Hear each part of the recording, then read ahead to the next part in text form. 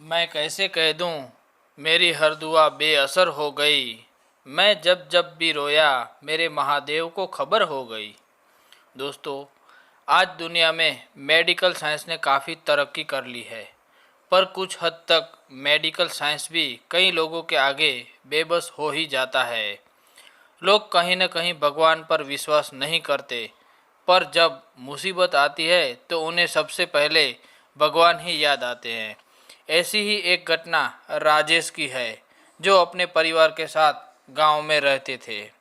वह बहुत अच्छा था, हमेशा दूसरों की मदद करता था और उसका दिल बहुत अच्छा था। वह किसी का अनादर नहीं करता था। अपने घर पर आए हुए मेहमानों को बहुत आदरपूर्वक भोजन करवाकर भेजता था और वह प्रत्येक दिन ओम नमः शिवाय का जाप करता था। वह भगवान शिव को दिल से बहुत मानता था और उनकी पूजा अर्चना किया करता था। उसके काम अच्छे थे, यह देखकर भगवान भी उस पर बहुत प्रसन्न थे और भगवान उसका हमेशा साथ देते थे। उसके साथ उसके बच्चे, उसकी पत्नी भी उसके साथ भगवान की पूजा किया करते थे। एक दिन की बात है, राजेश बहुत बीमार हो जाता है और उसके घर वाले उसको हॉस्पिटल में लेकर जाते हैं। जब वह उसे हॉस्पिटल में लेकर जाते हैं तो डॉक्टर उनको बताता है कि आपको अभी 2 लाख रुपए जमा करवाने पड़ेंगे। अभी के अभी पैसे जमा करवा दो, उसके बाद इनके दिल का ऑपरेशन करना पड़ेगा। लेकिन दोस्तों, राजेश के घर वालों के पास इतने पैसे नहीं थे कि वह अभी के अभी जमा करवा सके। तो वह बहुत घबरा जाते हैं। वह सोचते हैं कि ऐसी स्थिति में सिर्फ भगवान शिव ही हमारी मदद कर सकते हैं और उसकी पत्नी मन ही मन ओम नमः शिवाय का जाप जपने लगती है। ऐसा देखकर उसके बेटे को गुस्सा भी आता है कि हमारे साथ इतना बुरा हुआ और मेरा पिताजी मरने की हालत में है और मेरी माँ फिर भी भगवान को पुकार रही है। लेकिन इसके अलावा उनके पास और कोई रास्ता भी नहीं था। वह बहुत परेशान होकर हॉस्पिटल के बाहर खड़े हो गए। तो कुछ देर बाद एक डॉक्टर उनको बुलाने के लिए आता है कि आपको अंदर बुला रहे हैं।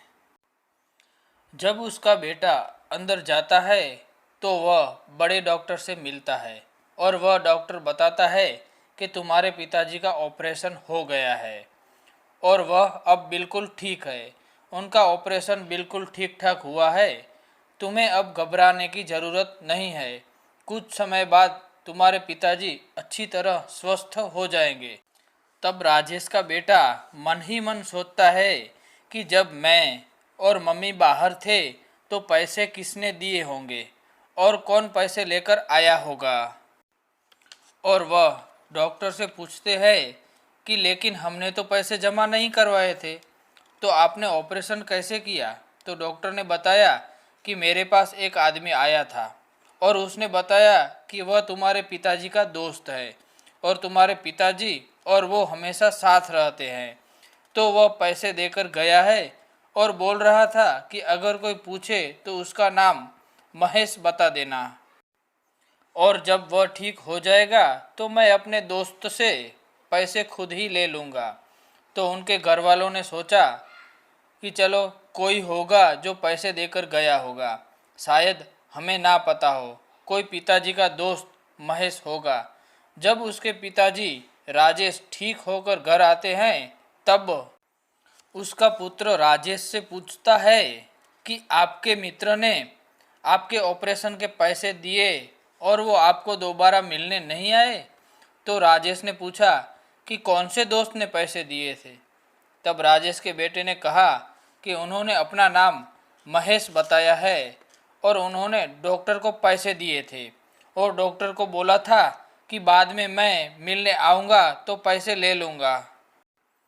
तो दोस्तों, राजेश बताता है कि मेरा तो कोई भी दोस्त महेश नहीं है और महेश नाम का मेरा कोई दोस्त नहीं है, ना मैं महेश नाम के किसी आदमी को जानता हूँ।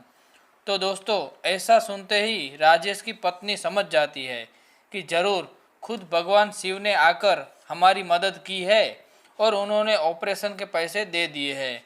और जब बहुत जानने की कोशिश करने के बाद भी उन्हें कोई महेश नाम का आदमी नहीं मिलता और ना ही कोई पैसे वापस लेने आता है, तो सभी परिवार वाले भगवान शिव के सामने हाथ जोड़कर उनका शुक्रिया अदा करते हैं और बहुत खुश होते हैं कि उनकी मुश्किल की घड़ी में भगवान शिव ने खुद आकर हमारी मदद की। तो दोस्तों, इस कहानी से हमें यह शिक्षा मिलती है कि अगर हम सच्चे मन से भगवान को याद करते हैं तो इस घोर कलयुग में भी भगवान हमारी मदद करने जरूर आते हैं या किसी और इंसान के द्वारा हमारी मदद करते हैं, लेकिन दोस्तों मदद जरूर करते हैं, बस विश्वास होना चाहिए।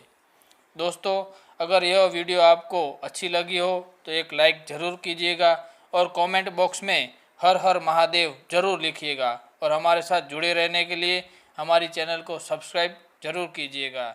मिलेंगे नेक्स्ट वीडियो में।